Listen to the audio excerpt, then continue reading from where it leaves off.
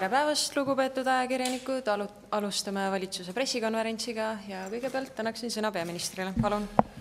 Aitäh! Ma kõigepealt enne kui minna valitsuse istungil päevakorras olnud teemade juurde, kommenteeriksin ka selle nädala kõige olulisemat otsust, mille tegid siis Euroopa Liidu siseministrid selle nädala alguses. Nimelt saabus lõplik selgus selles, et ei tule esialgselt pakutud kohustuslikku kvoodisüsteemi pagulaskriisi lahendamisel, vaid riigid kõik panustavad vabatahtlikult ja selle vabatahtliku panustamise aluseks vastavalt kokkuleppele on riikide suurus. Minu meelest see on väga hea näide sellest, kuidas ka ühel väga väikesel riigil, kui seisukohad on selged, kui argumendid on hästi esitatud ja kui tehakse selle nimel suurt tööd, siis on ka ühel väga väikesel riigil võimalik oma seisukohta mõjule päästa ja tegelikult võib öelda, et selle kriisi lahendamise aluseks oligi täpselt see plaan, mille Eesti valitsus ja Euroopa Liidu asjade komisjon kokku leppisid. Nii et minu suur tunnustus nii siseministrile kui kõikidele nendele siseministeeriumi, välisministeeriumi, riigikantselei, mitmete ametkondade ametnikele, kui ka Eesti diplomaatidele, kes selle nimel väga palju tööd tegid, et see lahendus oleks selline, mis on ka riikidele jõukohane ja õiglane. Ja mul on hea meel, et nüüd, kui meil on selgus majas, saab ka aktiivselt edasi minna konkreetsete ettevalmistustöödega selleks, et ka Eesti saaks pagulaste vastuvõtmisega kenasti hakkama. Ma olen täiesti kindel, et Siseministeeriumi ja Sotsiaalministeeriumi koostöö on sel teemal juba käima läinud ja ma olen täiesti kindel, et nad saavad sellega kenasti hakkama. Aga nüüd tänase istungi päevakorra juurde. Meil oli täna istungil 16 punkti. Kõigepealt me kiitsime heaks välisriigi kutsekvalifikatsiooni tunnustamise seaduse eelnõu. Sellest saab rääkida lähemalt haridus- ja teadusminister Jürgen Ligi. Samuti avaliku teabeseaduse muutmise eelnõu, mis on direktiivi ülevõtmine, aga millega laiendatakse taaskasutamiskohustust mäluasutuste, kelleks on siis nii raamatukogud, muuseumid kui arhiivid, valduses olevate digitaalsele teabele. Näiteks on võimalik digitaalseid raamatuid taaskasutades luua digitaalsete raamatute kogumikke ja museaalide puhul samamoodi on võimalik virtuaalmuuseume luua, nii et sellised muudatused said seaduse eelnõu kuju ja kui parlament istungil koguneb, siis esitame selle eelnõu ka parlamendile. Siis valitsus algatas jäätmeseaduse ja keskkonnatasude seaduse muutmise, millega muudetakse jäätmeseaduses ohtlike jäätmeid ja jäätmete kahjulikku toimet käsitlevaid sätteid seoses Euroopa Liidu õigusega. Valitsus muutis kõrgharidusstandardi määrust, ka sellest saab haridus- ja teadusminister teile detailsemalt rääkida. Valitsus kinnitas Justiitsministeeriumi põhimääruse, kus on lisaks ministeeriumi sisestele ümberkorraldustele ka üks väga põhimõtteline muudatus, nimelt vastavalt valitsusliidu leppes kokkulepitule viime Konkurentsiameti ja konkurentsijärelevalve poliitika kujundamise Majandus- ja Kommunikatsiooniministeeriumi haldusalast Justiitsministeeriumi haldusalla ja nüüd selle muudatusega on siis ka Justiitsministeeriumi poolsed ettevalmistused sellega alguse saanud. Edasi Vabariigi Valitsus otsustas anda mitmed kinnistud erinevatele omavalitsustele. Valga linnale Viljandi tänaval asuv kinnistu kergliiklusteeks, siis Kõlleste vallas Krootuse külas elamumaa, selleks, et saaks uus elamurajooni rajada. Vallal on suured plaanid ja on öeldud, et huvi Kõlleste valda elama asumise vastu on suur. Kiviõlis asuv kinnistu sai antud munitsipaalomandisse tänava rajamiseks ja lisaks oli valitsuse päevakorras täna veel ka välistoetuste riikliku kaasfinantseeringu ümbertõstmine, kus 6,7 miljoni euro võrra suurendasime kaasfinantseeringut Põllumajandusministeeriumi valitsemisalale, sealhulgas põllumajanduse ja kalanduse toetustele, et saaks edukalt lõpule viia eelmise eelarveperioodi projektid. Lisaks oli veel ka valitsusasutuste tööjõu ja majandamiskulude liigenduse täpsustused, muuhulgas üks selliseid huvitavamaid punkte on tänu sellele, et Siseministeeriumis erinevad hanked läksid odavamaks, on võimalik Politsei- ja Piirivalveameti esindusorkestril soetada 19 000 euro eest täiendavaid muusikainstrumente, nii et ma usun, et meil kõigil on juba lähiajal võimalik sellest eelarveeraldisest osa saada muusikaelamuse näol. Siis valitsus otsustas reservist eraldada üle 500 000 euro Sotsiaalministeeriumile sotsiaalkaitse avalike teenuste IT-projekti elluviimiseks.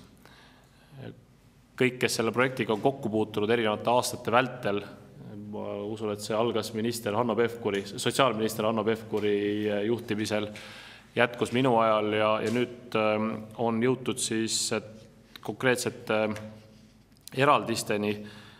Tegemist on ühe kõige suurema IT-infosüsteemi arendusega Eestis, selle kogumaksumuseks on planeeritud ligi 8 miljonit eurot ja see on väga kriitilise tähtsusega infosüsteem. See puudutab kõiki pensionimakseid, kõiki neid makseid, mida Sotsiaalkindlustusamet teeb toetuste väljamaksmiseks. Suurusjärgus 800 000 makset teeb Sotsiaalkindlustusamet iga kuu. Nii et see puudutab väga-väga paljusid inimesi, ka lastetoetused näiteks on seal, ka mitmed muud toetused. Ja selleks, et see uus süsteem oleks võimalikult nüüdisaegne, et oleks võimalikult vähe inimtööjõudu ja paberitel info sisestamist, siis on see arendus ette võetud ja ma tõesti loodan, et sellest saab Eesti e-valitsuse üks olulistest komponentidest juba lähiajal. Siis valitsus otsustas kodakondsuse anda 2 inimesele ja 1 inimesele kodakondsust mitte anda, kuivõrd tegemist on 4 korda tahtlikult toime pandud kuritegude eest karistatud isikuga ja lisaks veel ka 16 väärteokaristust. Et sellele konkreetsele inimesele me otsustasime kodakondsust vastavalt kehtivatele reeglitele mitte anda. Andsime välja 1 diplomaatilise passi ja sellega valitsuse istung ka täna piirdus. Aitäh teile! Aitäh! Nüüd palun sõna haridus- ja teadusministrile. Aitäh! Nagu mainitud, valitsus kiitis heaks kutsekvalifikatsiooni tunnustamise seaduse ja sellega seonduvate teiste seaduste muutmise seaduse. See puudutab eelkõige Euroopa direktiivi ülevõtmist, aga ka suurt protsessi, mis käib Euroopa avamisel koostööle ja konkurentsile. Riigid võtavad siis tunnustada üksteise diplomeid. Eesti antud juhul võtab tunnustada Euroopa partnerite omi reguleeritud tegevusaladel. Ja see kindlasti tähendab, et liikumine muutub vabamaks ja majandusruum ühtsemaks.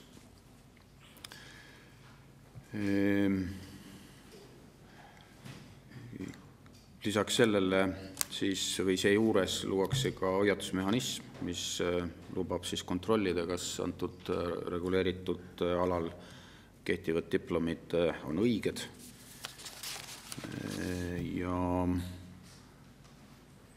Ja samuti Euroopa kutsekaart. See on elektrooniline tunnistus, mis tõendab, et isiku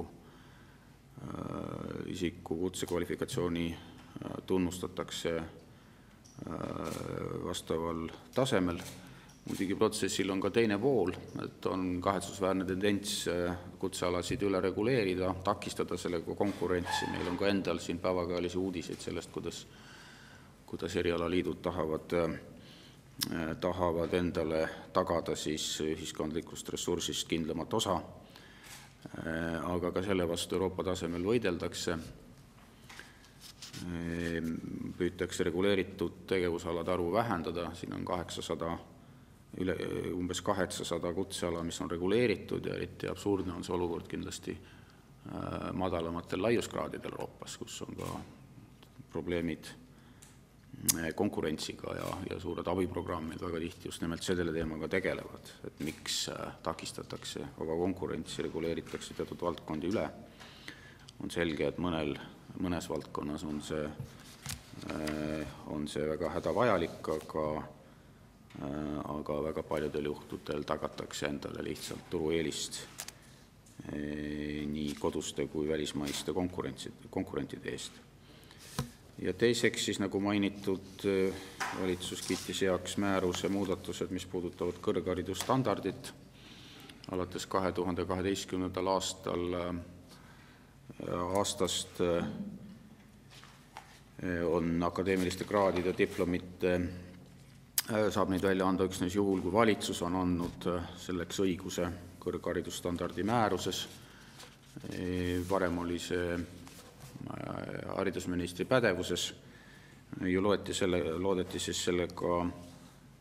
sellega tõhusamalt kontrollida siis meie suhteliselt laiali valgunud haridussüsteemi. Ja nüüd me oleme siis selle rakenduste juures. Et jällegi haakub päevakajaliste teemadega, see konsolideerimisvajadus kindlalt on olemas ja kontroll selle üle, kes saab õpetamise õiguse või kes sellest ilma jääda, see peab oluliselt tugevnema. Konkreetses muudatuses siis antakse Tartu Ülikooli informaatika infotehnoloogia õppealagrupis hariduse andmise õigus ja teiseks ettevõtluskõrgkoolis Mainor isikuteeninduse alal. Samas tähtaja möödumise tõttu lõpeb see Euroakadeemia magistriõppes sotsiaalteaduste vallas ja teiseks siis Tartu Teoloogia Akadeemias, mis lõpetab tegevuse. Aga ilmselt me konsolideerimisuudiseid kõrghariduse valdkonnas vajame ja kuuleme lähiaastatel. Aitäh! Aitäh ja palun sõna siseministrile. Nii, tervist. Peaminister paar kodakondsuse teemat mainis juba ära, et seal ma pikemalt ei peatu, et aga ma käin korra siis läbi selle nädala, mis on esmaspäevast siiani toimunud ja mis on võib-olla oluline veel kord ära märkida. Kõigepealt see kokkulepe, mis Brüsselis sündis, et tasub meeles pidada, et see kokkulepe käsitleb jätkuvalt 60 000 isikut. See, et me vahekokkuleppe tegime 55 000 isiku peale, ei tähenda, et riigijuhtide poolt seatud eesmärk 60 000 kuskil kadunud oleks, kaugel sellest. See oli kokkuleppe esimene punkt või selle vahekokkuleppe esimene punkt, et 60 000 isikut on need, keda Euroopa Liit ja meie partnerid aidata soovivad. Teine kokkulepe oli see, et aasta lõpuks peab saabuma riikide vahel siis vabatahtlik jaotus ka alles jäänud 5000 isikule. Ja kolmas kokkulepe oli see, et tõepoolest riigid hakkavad nüüd ellu viima seda kahte esimest punkti. Ja kõige olulisem meie jaoks kindlasti on see, et kuidas toimub hindamisprotsess. Et siin eile on ka meedias olnud nüüd Postimehe poolt see, et meie eest tehakse otsus ära. Ei tehta. See, millest me räägime, on teatavasti 60 000 isikud on jagatud kahte gruppi. 40 000 need, kes on Euroopa Liitu jõudnud, 20 000 need, kes ei ole. Sellest on palju räägitud. Eesti puhul see jaotus on siis 130 isikut, need, kes on juba Euroopa Liitu jõudnud ja 20 isikut, need, kes ei ole Euroopa Liitu jõudnud. Ja siin tuleb nüüd eraldi lahku lüüa. Need 20 isikut otsustatakse siis koostöös ÜRO pagulasorganisatsiooniga või pagulasvoliniku kontoriga. Ja ka seal ÜRO pagulasvolinik lõpuni ei ütle Eestile ette. See otsus tehakse koos. Et oluline on siin teada, et Eesti ametivõimudel on õigus keelduda isikute vastuvõtmisest, kui isikud võivad olla ohuks Eesti riigi julgeolekule. Ehk seda otsust ka nende isikute puhul, kes on väljaspool Euroopa Liitu kusagil pagulaslaagrites, saab teha Eesti riik koos ÜRO pagulasorganisatsiooniga koos.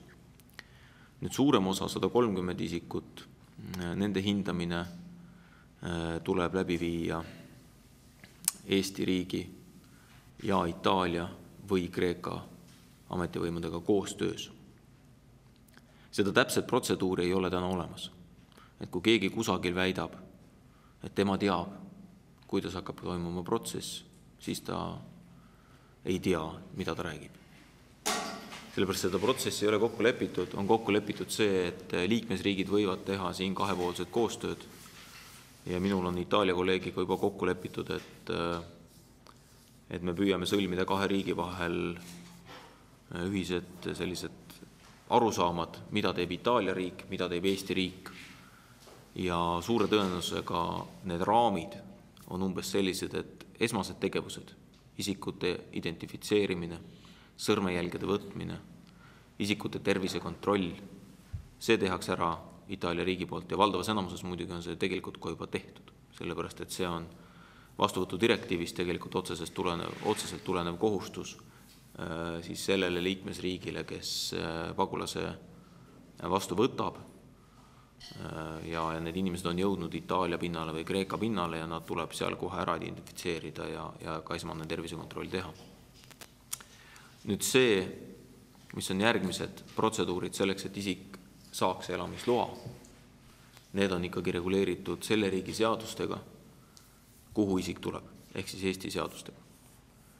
Ja kui Eesti seadused näevad selgelt ette asüülitaotleja avalduse läbivaatamise protsessi, siis seda me ka järgime. Ja loomulikult me kasutame kõik võimalikku infot, mida Itaalia ja Kreeka on juba kogunud selleks, et teha adekvaatne otsus. Aga me kasutame ka muid teid, muid kanaleid. Me kasutame ametnike ja ametiasutuste vahelisi suhtluse võimalusi, eriti mis puudutab julgeolekukontrolli. Me kasutame võimalusel ja vajadusel teiste Euroopa liikmesriikide infot ja kindlasti me kasutame teiste liikmesriikide kogemust. Põhjanaabritega olen ka rääkinud, et kuidas oleks võimalik nende head kogemust ära kasutada. Nendel on senimaani olnud seda kogemust väga palju ja Eesti kindlasti teeb koostööd nende liikmesriikidega, nende riikidega, kes on pagulasi palju vastu võtnud, et teha meie jaoks õiged ja õiglased otsused.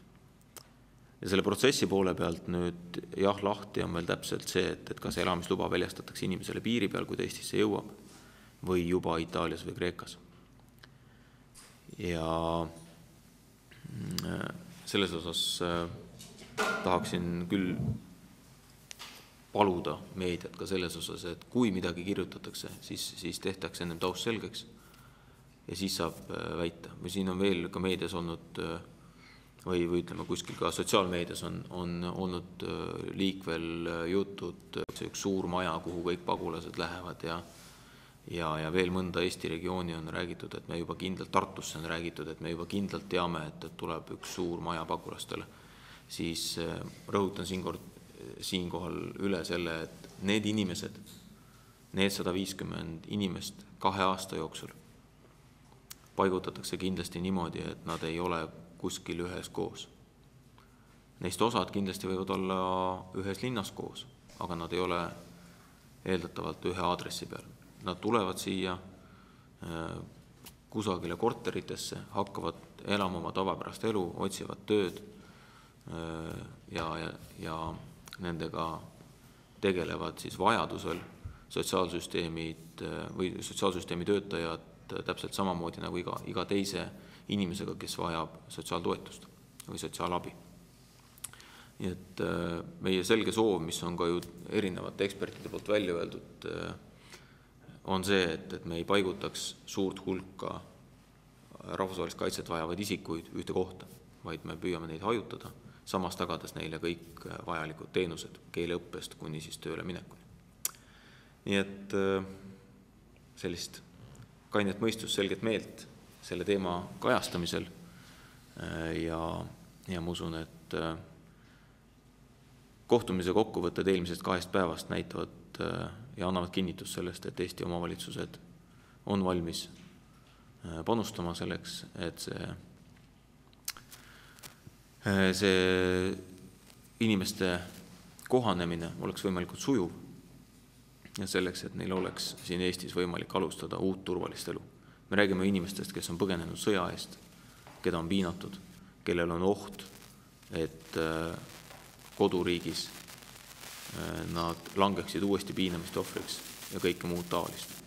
Tegemist on põgenikega, mitte majanduspõgenikega. Aga küsige, siis ma vastan veel. Aitäh ja kas on küsimusi?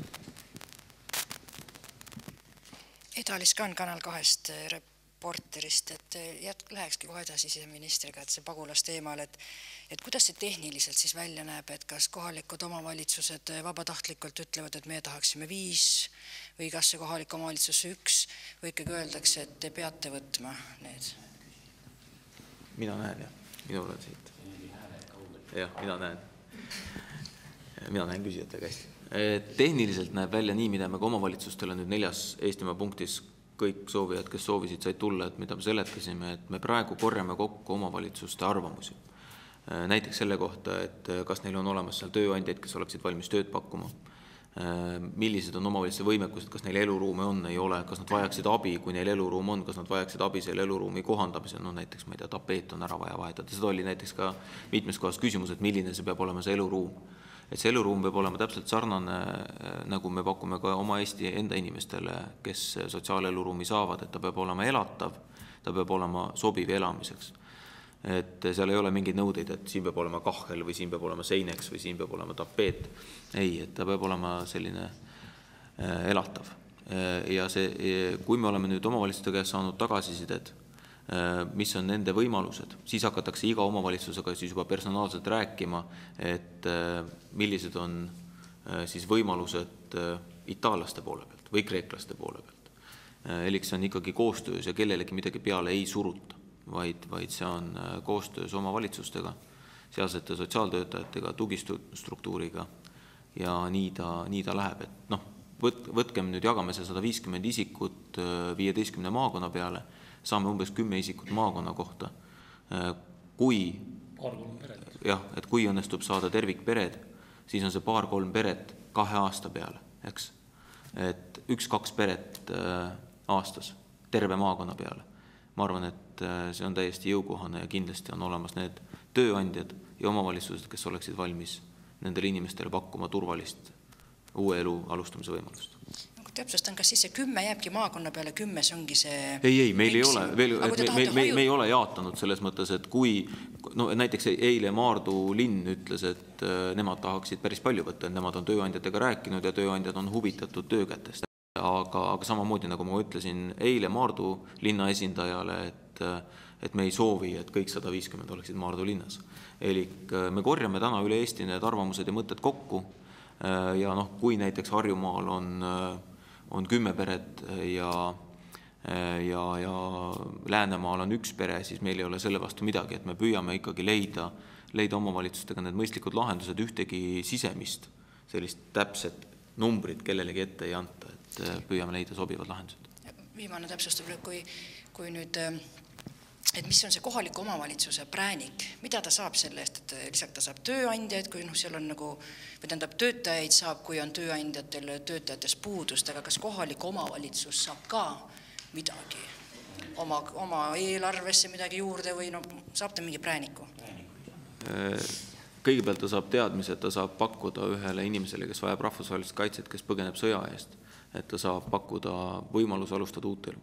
Teiseks, mis puutub puhast rahalist poolt, siis meil on teadmine, et iga rahvusvahelist kaitset vajava inimesega on Euroopa Komisjon kaasa andmas siis riigile otsustamiseks 6–10 000 eurot. See sõltub sellest, kust piirkonnast isik tuleb, milline on tema staatus, kas ta on alaealine, seal on selliseid hulk kriteeriumi, millest siis sõltub, kas see summa on 6000 või 10 000. Elik näiteks, kui me võtame 3 või 4 liikmelise pere, siis ühele omavalitsusele on võimalik anda siis seal alates seal 18–24 000 eurost ja mõistlik oleks neid summasid kasutada just nimelt ühekordseteks kuludeks, sellepärast et see on ühekordne summa, näiteks korteri kordategemiseks või mingite muude ühekordsete kulude katteks.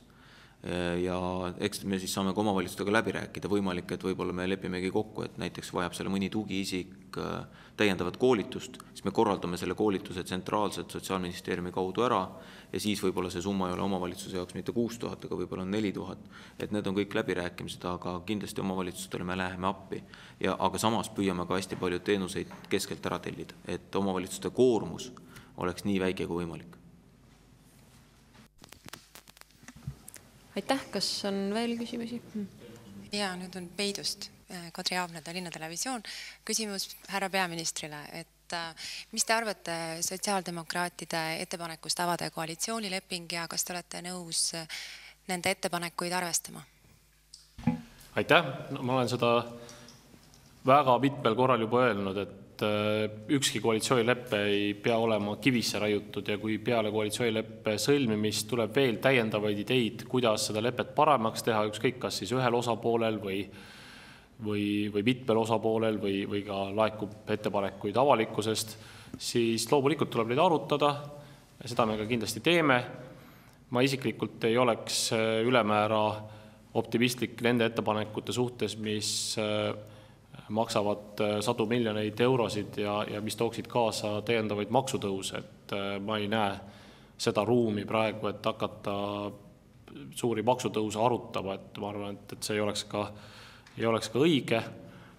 Samuti tuleb arvestada, et alles mõni kuu tagasi lepiti põhimõttelistes maksupoliitika küsimustes kokku ja ka 2 kuud umbes on möödas sellest, kui riigieelarve strateegiaga pandi paika järgmise 4 aasta rahalised võimalused, seal on ka ühemõtteliselt kirjas meie ambitsioon hoida riigieelarvet tasakaalus, et me ei taha minna defitsiiti, me ei taha Eesti riigivõlga paisutada, nii et need asjad on kõik kokku lepitud üsna hiljuti ja seal mingeid väga drastilisi muudatusi teha mõistlik ei ole. Aga muus osas arutame ja vaatame, mis seal teha annab. Reet Püss uudisteagentuur BNS ja küsimus ka peaministrile, et sellel nädalal äratas tähelepanu Tallinna Sadama toetused spordialaliitudele, kus 11 toetuse saajast kõik olid otseselt või kaudselt seotud Reformierakonnaga. Milline on teie hinnang, kuidas peaks nüüd see spordi rahastamine välja nägema, et kas see peaks käima täielikult läbi EOK ja Kultuuriministeeriumi või on see okei, et riigiettevõtted otse otsustavad, kellele nad neid toetusi jagavad? Ja eks see on hirmus lugu küll, et päris palju reformierakondlasi on oma ühiskondliku töö Eesti spordi arendamisse panustanud, on päris mitmetes alaliitudes tegevaid reformierakondlasi, on ka EOK juhtkonnas reformierakonna liikmeid, on neid reformierakonna liikmeid, kes ise aktiivselt ühte või teist spordiala viljelevad. Nii et naljalt seda spordiala, millega mõni reformierakondlane ei tegeleks, Eestist ilmselt ei leia. Kui väga pingutada, siis võib-olla üht-teist leiab. Nüüd ma nagu sellest loost liiga täpselt aru ei saanud, et mida sellega öelda taheti, sellepärast, et kui probleemiks on see, et ühe või teise spordialaliidu juhatuse liikmete hulgas või selle spordiala harrastajate hulgas on mõni valitsuserakonna liige, siis seesama küsimus tekiks ju täpselt ka EOK kohta, kelle kaudu siis justkui selles artiklis soovitati raha jagada.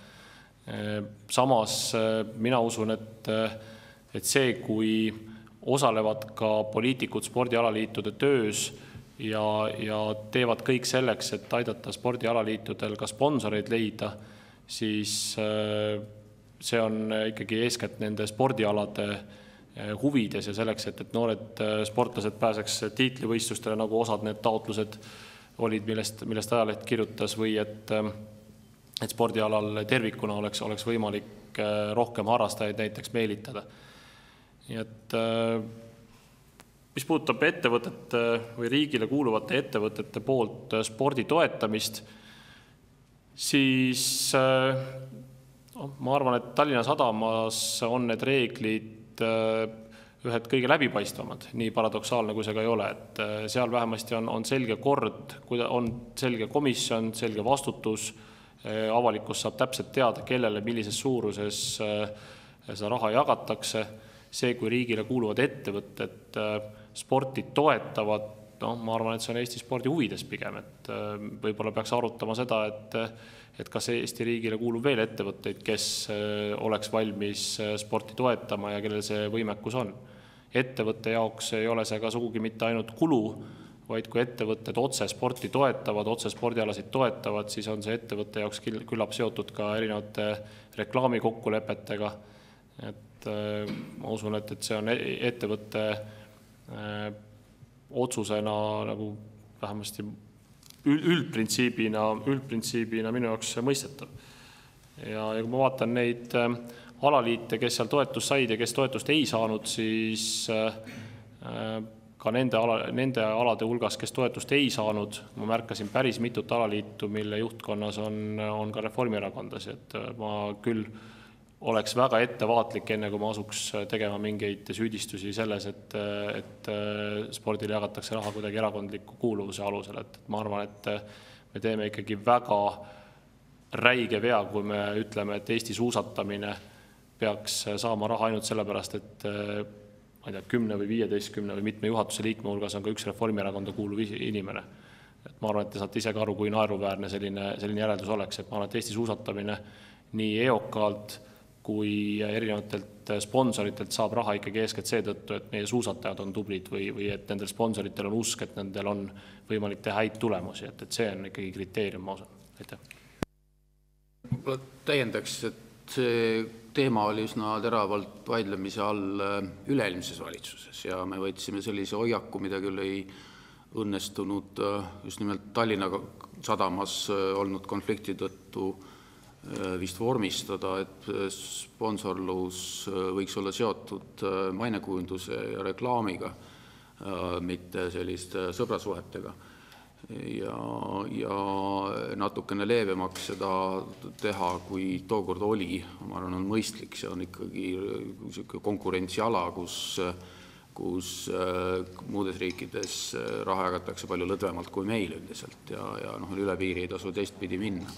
Kui tuleb tõesti see väide, et kuidagi erakonnaga on seotud, siis ausalt öeldes mul tekib kohe küsimus, et huvitaks triatloniliit oli ühel või teisel pool.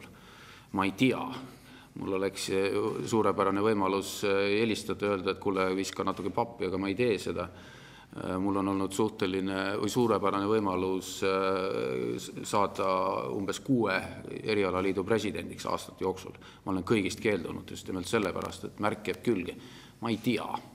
Ma ei tea, kes saab mis alustel ja ma arvan, et reeglid võiksid olla selgemad, aga tõmmata siit välja siis Reformierakonda, see ainus põhjus saab olla selles, et palju siis teistes erakondades neid sporditegijaid on, et pigem on see natukene ilmavaateline hoiak olnud, kui tahate skandaalidest kuulda, siis Tallinna Sadamas minu teada kõige konkreetsem skandaal, üks oli muidugi EOK-ga seotud, oli ühe teise erakonnaga seotud, et kus olid ka sporditegijad olemas, et ei ole nii, et keegi mõtleb välja mingi tunnuse ja siis otsib seoseid, jättes muud tunnused ja seosed vaatamata. Ei ole ühe erakonna asutus Sadam, ei ole, küll aga on kindlalt erakonnad väga erinevad kalduvuselt meelitada juurde sporditegijatest liikmeid.